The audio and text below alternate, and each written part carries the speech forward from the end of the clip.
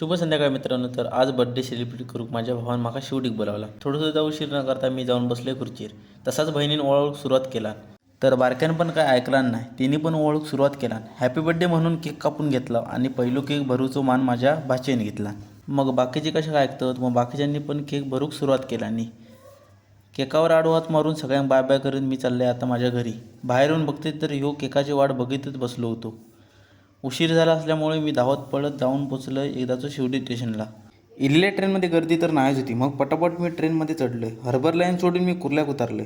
डोंबिवली जाणारी ट्रेन पकडून मी आज गर्दी नाही कशी हेच विचार करीत करीत मी एकदाचं कधी दिव्या घेऊन पोचले तर माझं माकाच समजलं नाही. घरी येऊन बघते तर का माझ्या बहिणीने डेकोरेशन तर एक नंबरच केला नव्हता.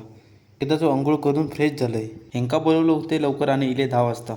मित्रमंडळी येताच बर्थडे सेलिब्रेट करूक सुरुवात केला. ह्या बघा यांचा काय चालला. केक भरूच्या आधीच हिने फासूक सुरुवात केला. बहिणीने दिलेले गिफ्ट बघून माका लय आनंद झालो. ह्या बघा यांच्याकडे काय चालला. केक खाऊन झालो तसंच आम्ही वळलाव चिकन बिर्याणी खाऊ. तर मित्रांनो, व्हिडिओ कसा वाटला कमेंट करून नक्की कळवा. भेटू लवकरच एका नवीन व्हिडिओमध्ये. तोपर्यंत धन्यवाद.